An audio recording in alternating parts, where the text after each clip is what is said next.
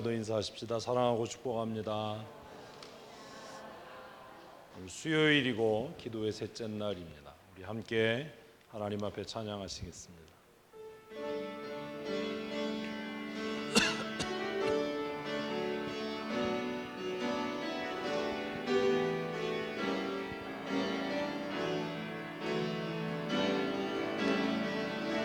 주를 위한 이곳에 예배하는 자들 중에 그가 찾는 이 없어.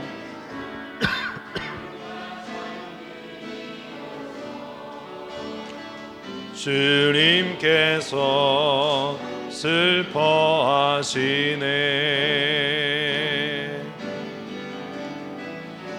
주님이 찾으시는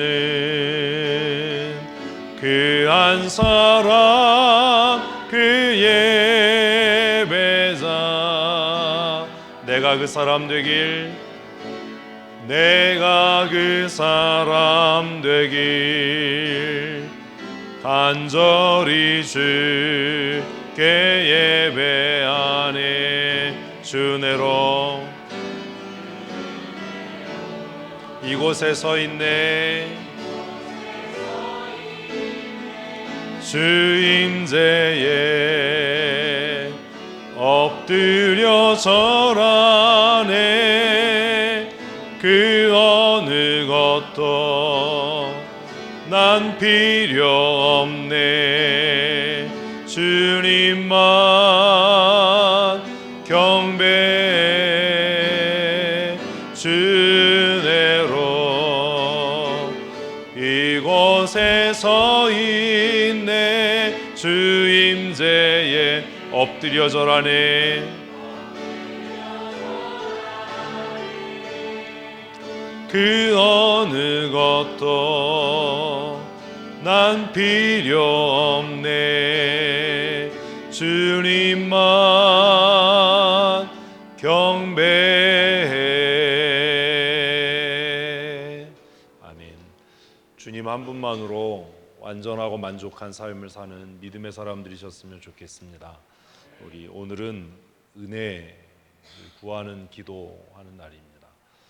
우리 이틀 동안 함께 말씀 나눈 것처럼 은혜의 삶이란 하나님의 임재를 경험하는 것에서부터 시작합니다. 이사야서를 말씀을 드렸는데 이사야 6장 첫 부분을 보면 이사야가 성전에 가득한 하나님의 영광, 하나님의 임재를 바라봅니다. 그리고 두려워하지요. 그가 하나님 앞에 내가 입술이 부정한 자고 입술이 부정한 자 가운데 하나님을 배워서 영광의 왕이신 하나님을 배워서 죽게 되었다라고 고백할 때 천사가 제단에 핀 숯불로 그의 입술을 정결케 하고 또 그를 회복케 하는 그런 것들을 이사야의 소명을 우리가 보게 됩니다. 하나님의 임재를 경험하는 사람, 다시 말하면 하나님의 무조건적이고 절대적인 은혜로 구원함을 입은 사람들의 공통된 삶의 특징은 예배의 자리에 나가는 겁니다. 거룩한 예배자가 되는 것. 충만한 은혜, 풍성한 은혜는 우리가 하나님과의 관계를 회복하고 또 우리가 내적인 치유를 경험하는 하나님의 임재를 통해서 우리의 인격이 성숙해져 가는 것을 통해서 이루어져 갑니다. 종교적인 열심을 낼 수는 있습니다. 그러나 정말 중요한 본질적인 하나님의 임재를 경험하고 또 하나님이 주시는 풍성한 은혜를 누리는 것은 그것과는 전혀 다른 문제입니다. 오늘 저녁에 우리 먼저 다시 기도할 때 하나님 거룩한 예배자로 살게 해주십시오.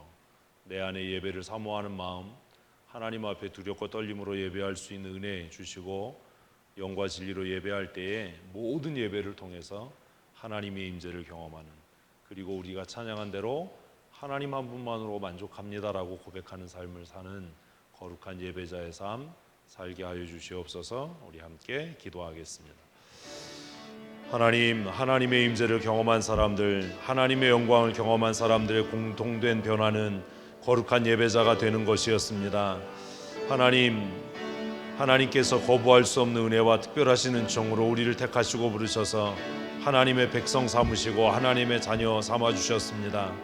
하나님의 임재, 하나님의 영광을 맛보고 어찌할 수 없는 죄인임을 고백하며 하나님 앞에 두려운 마음으로 또 기쁘고 감사하고 즐거운 마음으로 하나님 앞에 나아가 예배하기를 원합니다. 날마다 영과 진리로 예배하는 거룩한 예배자의 삶을 살아가게 하여 주시옵소서. 우리가 하나님 앞에 나아가 하나님의 이름에 합당한 영광과 찬송을 돌려드리며 예배할 때에 하나님 우리의 예배를 기뻐 받으시고 우리의 삶 가운데 임재하시고 우리 각 사람을 다스려 주셔서 변하여 새 사람 되게 하시고 하나님을 영화롭게 하는 거룩한 하나님의 사람 된 삶 살아갈 수 있도록 주님은 정도하여 주시옵소서. 주의 임재를 경험하게 하시고 주의 영광을 경험할 수 있도록 은혜도 하여 주시옵소서. 매 예배 시간을 통해 하나님의 충만하신 은혜 임재하시는 은총을 덧입게 하여 주시고 그리하여 우리의 삶을 통해 하나님 한 분만으로 만족합니다. 하나님 한 분만으로 충만하고 풍족합니다 고백하는 거룩한 믿음의 삶 살아갈 수 있도록 은총도 하여 주시옵소서. 거룩한 예배자로 한 사람 한 사람 변하여 새 사람 되게 하시고 영과 진리로 예배하는 하나님이 기뻐하시고 하나님이 찾으시는 거룩한 예배자의 삶을 살아갈 수 있도록 은혜 더하여 주시옵소서. 그러나 하나님 우리의 노력과 우리의 힘으로가 아니라 오직 예수 그리스도의 보혈의 피공로 의지하여 주께 나아가기를 원하오니 우리를 그리스도의 피로 정결케 하시고 깨끗게 하시고 변하여 새 사람 되는 귀한 은혜를 날마다 경험케 하여 주시옵소서. 이 저녁 예수 그리스도의 흘리신 보혈의 피공로 의지하여 은혜의 보좌 앞으로 나아갑니다. 우리의 기도를 들으시고 우리의 간구에 응답하시고 날마다 풍성하신 은혜와 충만하신 은총을 우리 각 사람에게 더하여 주시옵소서. 우리 구주 예수님 거룩하신 이름으로 감사하며 기도합니다. 아멘.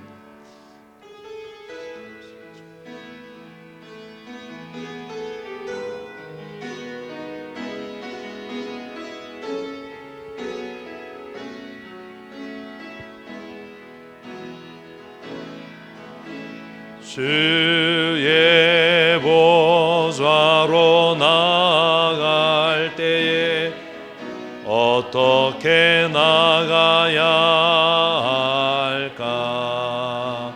나를 구원한 주의 십자가 그것을 믿으며 가네. 자격 없는 내 힘이 아닌 오직 예수님의 보혈로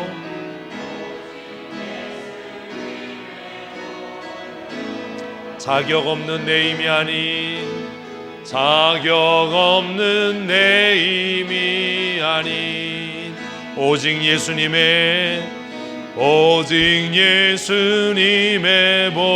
보혈로 십자가의 보혈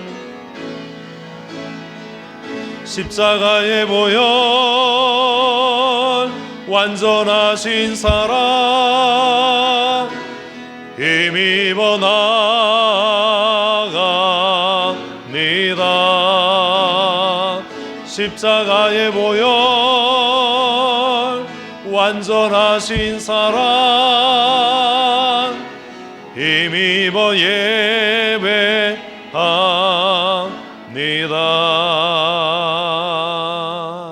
아멘.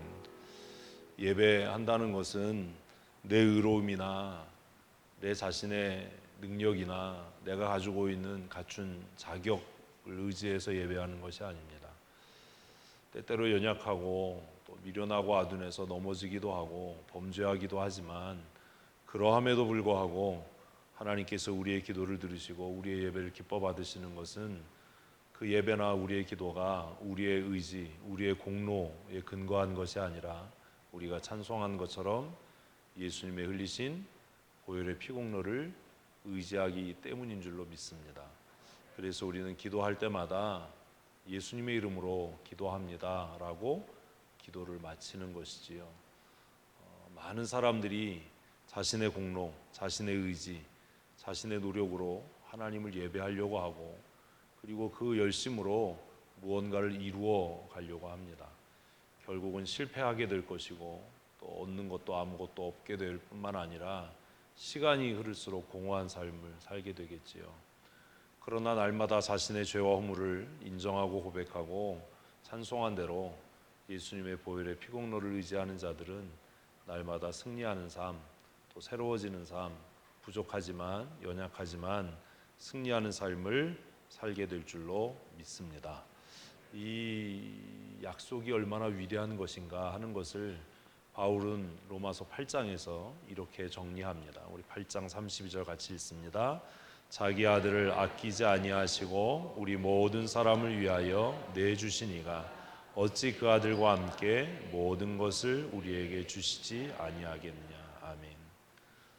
우리가 뭘 잘해서 열심히 해서 남들과의 경쟁에서 이겨서 하나님께서 우리의 기도를 들으시고 우리에게 은혜를 베푸시는 것이 아니라 무엇 때문이라고요? 하나님의 사랑 때문이에요. 자기 아들을 아끼지 아니하시고 나를 위해서 그 아들을 내어주신 그 하나님께서 그 아들에 비하면 아무것도 아닌 우리의 기도와 간구에 왜 응답하지 않으시겠느냐라는 반문이 이 32절 말씀을 더 강력하게 강화하고 있습니다. 잊지 마십시오. 우리가 예배자로서 자격이 있어 예배하는 것 아닙니다. 사단은 가끔 우리에게 와서 우리가 기도하려고 할 때, 예배하려고 할 때 우리의 마음에 참소합니다. 정죄하지요. 니깎게 기도한다고 하나님이 기도를 받으실 것 같냐? 네가 예배하면 하나님이 네 예배를 기뻐하실 것 같냐? 라고 그렇게 정죄하지만 사실 우리는 때때로 그 정죄에 속아서 낙심하기도 하고 고민하기도 하지만 결국 거룩한 예배자가 되는 것도 우리가 하나님 앞에 기도하는 것도 우리의 의로움이나 우리의 정직함이나 우리의 도덕적이고 윤리적인 거룩함을 근거로 한 것이 아니라 예수 그리스도의 보혈의 피공로를 의지하는 것이다 라고 하는 것들을 우리가 기억한다면 연약하고 부족해도 담대하게 기도하고 또 기쁨으로 예배하는 삶을 살게 될 줄로 믿습니다. 우리가 이 저녁에 기도하면 그래서 하나님께서 우리 각 사람에게 풍성한 은혜 주실 줄로 믿습니다. 정말로 믿으시는 거지요? 마귀가 우리의 마음에 그런 도덕적인 참소, 윤리적인 참소, 정죄함을 가져다 줄 때 우리가 담대하게 이길 수 있는 근거는 그러함에도 불구하고 내가 연약하고 범죄하고 또 똑같은 실수를 함에도 불구하고 하나님께서 나를 위해서 예수님을 십자가에 못 박으셨다라고 하는 이 돌이킬 수 없고 변하지 않는 사실에 근거한 것입니다. 누가는 또 이렇게 우리에게 고백합니다. 우리 같이 읽습니다. 너희가 악할지라도 좋은 것을 자식에게 줄 줄 알거든 하물며 너희 하늘 아버지께서 구하는 자에게 성령을 주시지 않겠느냐 하시니라. 아멘. 하나님께로부터 받을 수 있는 가장 큰 은혜가 뭐예요? 성령이에요. 돌아오는 토요일에 우리가 요한복음 14장부터 17장까지 말씀을 함께 다시 묵상할 텐데 제가 그 말씀을 다시 읽고 또 읽고 그렇게 하고 있습니다. 사실 강의를 준비하거나 설교를 준비하는 것이 책상에 앉아서 준비하는 시간보다 본문을 읽고 고민하고 생각하는 것을 통해서 다듬어져가고 그것이 어떤 틀을 갖추어 갑니다. 저는 좀 이렇게 준비하는 게 좀 달라요. 그래서 이렇게 골격을 잡으면 펜을 놓고 생각을 해요. 음악을 듣거나 뭐 드라이브를 하거나 산책을 하거나 뭐 혼자 그냥 서재에서 그냥 배회를 하거나 방황하면서 그 생각들에 살을 붙이고 또 틀을 이렇게 잡는 일들을 하는데 요한복음 14장부터 17장까지가 왜 그렇게 중요한가? 토요일 날 오시면 알아요. 예고편하는 것 같죠? 아무도 안 웃으시는데 예고편을 해서 뭐 흥행에 성공해도 생기는 건 아무것도 없어요. 많이들 오셔서 함께 고민해 봤으면 좋겠어요. 하나님께서 우리에게 주시는 가장 큰 은혜는 뭐 병이 낫는 것, 소원이 이루어지는 것, 형통케 되는 것 그것이 아니라 누가의 입술을 통해서 전해지는 그 사실은 하나님이 주시는 가장 큰 은혜의 선물이 뭐다? 성령 충만이다. 요한복음에서 요한은 예수님께서 왜 십자가에 죽으셨는가? 왜 예수님께서 당장 세상을 끝내지 않으시고 아버지께로 가시는가? 그것에 대해서 뭐라고 정의하냐 하면 우리에게 성령을 선물로 주시기 위함이다라고 정의합니다. 그래서 우리가 사모해야 될 가장 큰 은혜는 성령 충만입니다. 성령 충만한 성도 되십시다. 성령 충만이 뭐예요? 주체가 바뀌는 거예요. 무슨 방언하고 뭐 신유하고 이런 거 아닙니다. 방언 기도에 한국 교회가 목을 매는데 그 방언이 하나님께로부터 온 건지 사단에게로부터 온 건지 우리는 그것조차도 규정하지 못해요. 왜냐하면 방언이라고 하는 현상이 기독교 안에만 있으면 하나님이 주신 은사라고 우길 수 있는데 방언이라고 하는 현상이요 모든 종교에 있어요. 불교에도 있고요. 아프리카 토속종 교회도 있어요. 심지어 이단들도 방언으로 기도해요. 그래서 우리가 방언으로 기도한다라고 할 때 이게 정말 하나님께로부터 온 건가? 하나님이 주신 은사인가? 이걸 검증해내는 것은 굉장히 어려운 일입니다. 그리 쉬운 일이 아닙니다. 근데 겉으로 강력하게 보여지는 것들이 방언 기도 이런 거니까 성도들은 그걸 맹목적으로 추종하고 부러워하고 또 심지어 어떤 사람들은 방언 기도 못하면 구원 못 받은 거다라고 하는 정말 말 같지도 않은 이야기들을 겁없이 하는 것들을 보게 됩니다. 어떤 사람들은 방언으로 기도하면 영적으로 깊은 기도를 하는 겁니다. 오랜 시간 기도할 수 있습니다. 성경에 그런 말 없어요. 근데 우리는 그런 것에 쉽게 미혹된다는 거죠. 성령 충만이 뭐냐? 성령 충만은 방언으로 기도하거나 어떤 은사를 행하는 것이 아니라 우리의 삶을 우리가 인격적으로 하나님 앞에 드려서 누가 다스리는 것? 성령 하나님께서 우리의 마음과 생각을 다스리는 거예요. 그래서 본질적으로 성령 충만의 가장 확실하고 명확한 증거는 순종입니다. 순종. 예, 너무 역설적으로 기도 많이 하고 은사 있다고 하는 사람 절대로 순종 안 합니다. 지금 우리 여전도 연합회 회장이 지금 고집을 부리고 있는데 말을 안 들어요. 말을.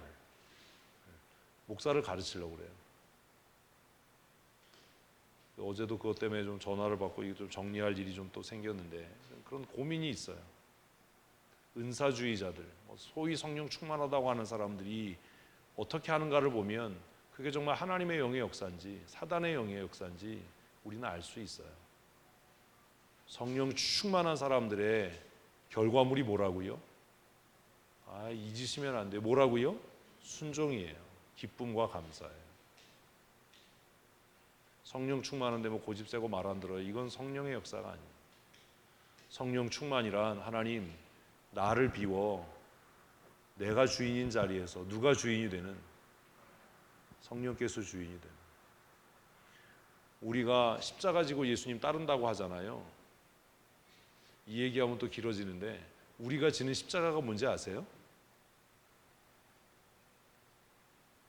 우리가 예수 믿으면서 내 몫에 태인 십자가가 있다라고 이야기합니다. 우리가 지고 예수님 따르는 십자가가 뭔지 아세요? 고미자 원사님 뭐라고 생각하세요? 속으로 또 욕하겠지 왜 또 나야 이러고 이름을 바꿔야 미자 이름이 이쁘잖아요. 우리 교회 한동안 자자가 많았는데 다 어디로 갔어요? 옥자도 가고. 그게 뭔지 아세요? 우리는 그것을 단순하게 사명과 사역이라고만 생각을 해요. 근데 성경에서 말하는 우리가 지고 가는 십자가는 내 자신의 죽음이에요. 누가 못 박혀 죽은? 하나님이 아니라 내가 못 박혀 죽은. 내가 못 박혀 죽은 십자가를 내가 메고 누구를 따르는 거예요? 주님을 따르는 거예요. 아멘. 그런데 내가 못 박혀서 죽었는데 어떻게 고집을 부려요? 정말 복음의 기초를 모르는 것 같아요. 내가 고민을 참 많이 하는데 이거 어디서부터 어떻게 가르쳐야 되나 그런 고민을 해요. 우리 십자가를 내 몫에 십자가가 있습니다라는 이야기라고 십자가 지고 주님 따릅니다 하는데 그게 막 고통스러운 사역이나 뭐 사명이나 이걸 얘기하는 게 아니라 우리가 지고 예수님 따라가는 십자가는 누가 달려 죽은? 내가 달려 죽은 예수님이 달려 죽은이 아니라 이분들아 누가 달려 죽은? 내가 달려 죽은 내 십자가를 짊어지고 예수님 따르는 거예요.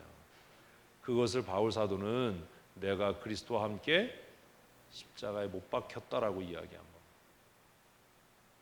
제가 여러분들에게 속아서 사는 것 같아요. 정말 복음이 아직 뭔지 모르는 것 같아요. 예수를 따른다는 것, 예수 믿는다는 건 내가 없는 거예요. 나는 어디 있어요? 지금 내 등 뒤에 십자가에 못 박혀 있다니까요. 그리고 성령께서 나를 이끄시는 대로 가는 거예요. 성령 충만함이란 내 고집, 내 아집, 내 변명, 내 주장, 이런 것들이 다 사형 선고를 받고 죽고 성령께서 나를 다스리는 삶. 근데 그건 하나님께서 억지로 하지 않으시고 우리가 그 주권을 어떻게 할 때? 양도할 때, 내어놓을 때. 그래서 우리는 이렇게 기도하는 겁니다. 성령 하나님, 나를 다스려 주십시오. 성령 하나님, 내게 오셔서 충만케 해주십시오. 그리고 주의 권능의 장중에 나를 붙들어 주십시오. 기도하시겠습니다. 하나님 아버지, 성령의 충만함을 사모하고 하나님 앞에 기도합니다. 날마다 그리스도와 함께 내가 죽었음을 고백하게 하시고 내가 못 박혀 죽은 십자가를 짊어지고 날마다 주님 따르는 삶, 주와 동행하는 삶 살게 하여 주시니 감사합니다. 성령 하나님 오셔서 이제 나를 다스려 주시고 주장하여 주시옵소서. 날마다 내 자신의 죽음을 선포하고 주의 인도하심을 따라 사는 삶, 성령 하나님을 따르는 믿음의 삶 살아가게 하여 주시옵소서. 성령 하나님 오셔서 충만케 하시고 주의 진리로 거룩하게 하여 주시옵소서. 날마다 권능의 장중에 붙들림 받게 하셔서 내 힘과 능력 의지하지 않게 하시고 하나님이 주신 은혜를 힘입어 주님 맡기신 귀한 사명을 즐거이 기쁨으로 감당하는 거룩한 믿음의 사람으로 살아갈 수 있도록 은총도 하여 주시옵소서. 우리 모든 성도들이 성령 충만한 하나님의 사람들 되게 하여 주시고 날마다 기뻐하며 즐거워하며 감사하는 믿음의 삶 살아가게 하여 주시옵소서. 우리 구주 예수님 거룩하신 이름으로 기도합니다. 아멘.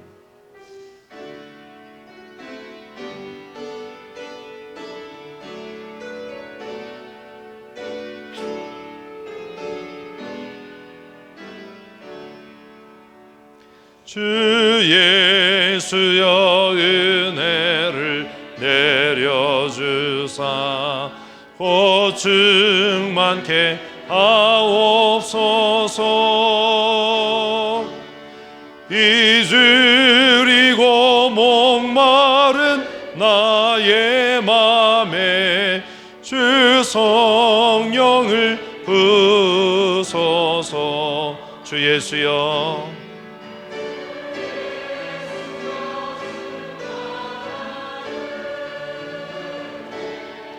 내 영혼에 부소서. 주 예수만 나의 힘 되고 내 만족함 되니다. 주 예수여 죄에서 풀어주사 날 정결케 하옵소서. 이 세상의 유혹이 나의 맘에 틈 못하게 하옵소서. 주 예수여 충만한 은혜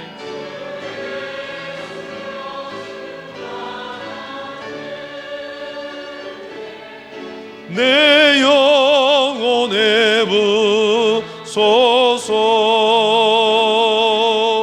주 예수만 나의 힘 되고 내 만족함 됩니다. 옛 야곱이 천사와 씨름하던 그 믿음을 주옵소서. 이 세상의 물결이 흉흉해도 날 평안케 하옵소서. 주 예수여 충만한 은혜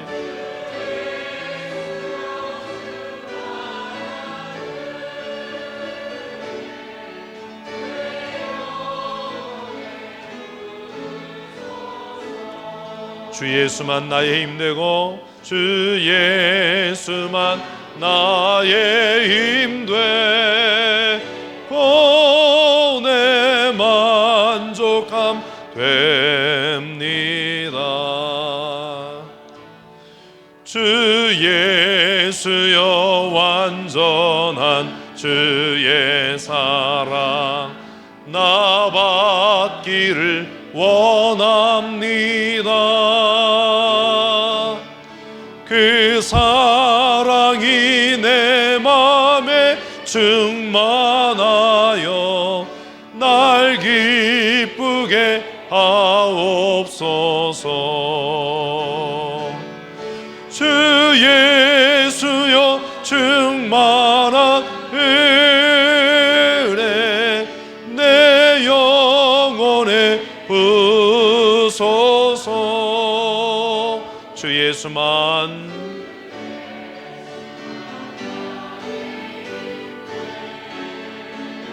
아멘.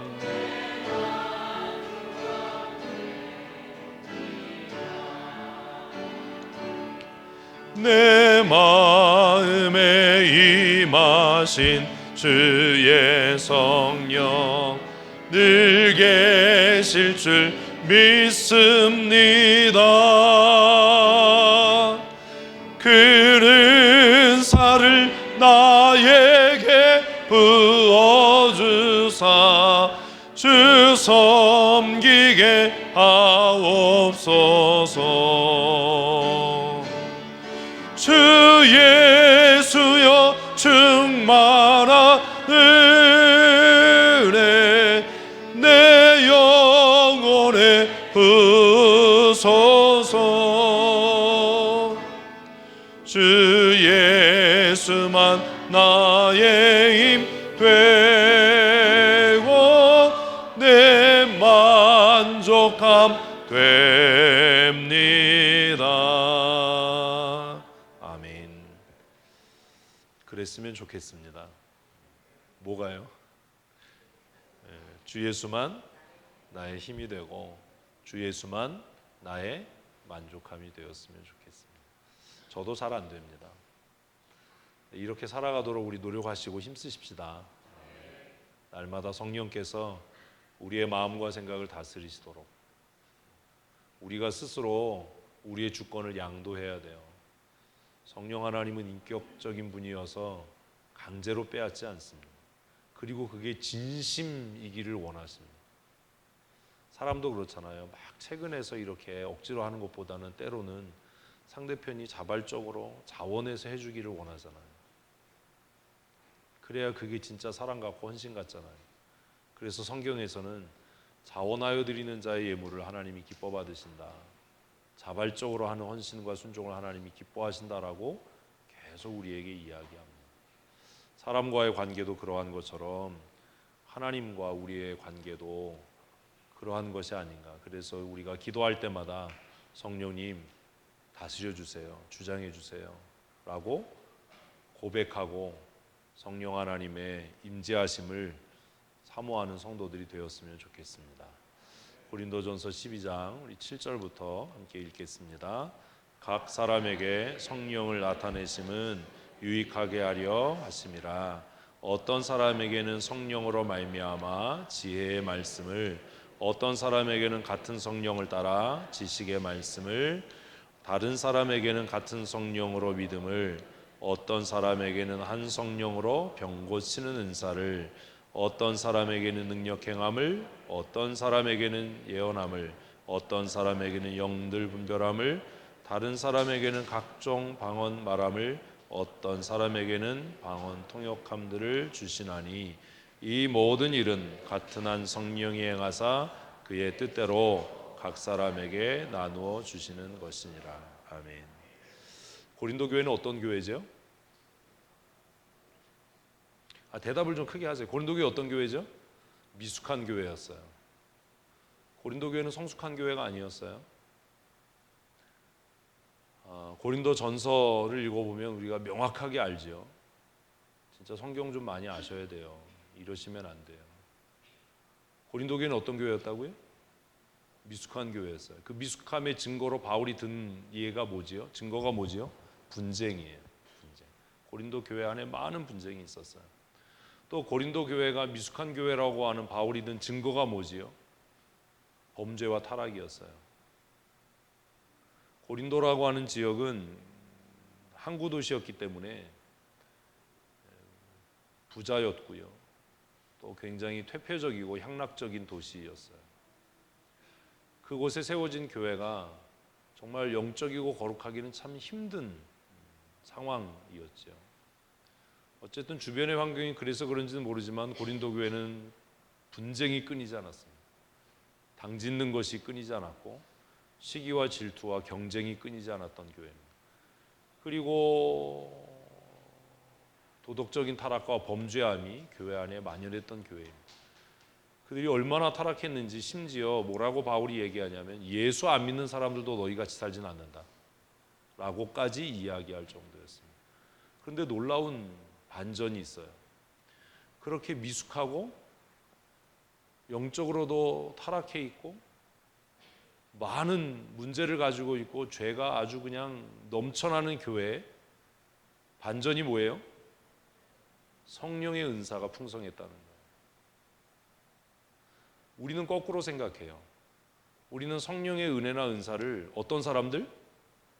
믿음이 좋은 사람들, 기도 많이 하는 사람들, 성숙한 사람들에게 하나님께서 주시는 것이라고 생각해요.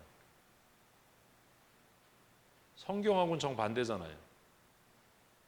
고린도 교회는 어떤 교회였다고요? 대답을 좀 하세요. 어떤 교회였다고요? 맨날 싸우는 교회였어요. 심지어 어떻게 싸우냐면 나는 아볼로에게 속했다. 그래서 나는 바울 사도 말 안 듣는다. 나는 바울에게 속했으니까 아볼로가 한 얘기 안 듣는다. 나는 바울 아볼로에게도 속하지 않고 예수님께 속했다. 그래서 바울도 필요 없고 아볼로도 필요 없다 했더니 어떤 사람은 뭐라고 그랬어요? 나는 아무에게도 안 속했다. 그러고 싸웠어요.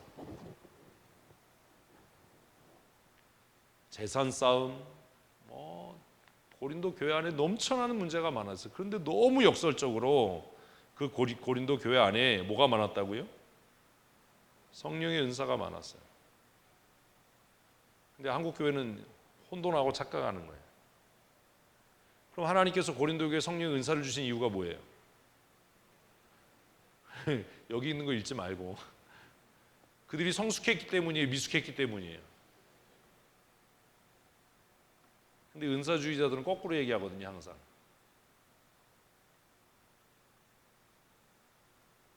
고린도 교회에 하나님께서 성령의 은사를 주신 이유는 그들이 성숙한 성도였기 때문에, 믿음이 좋은 성도였기 때문이 아니었어요.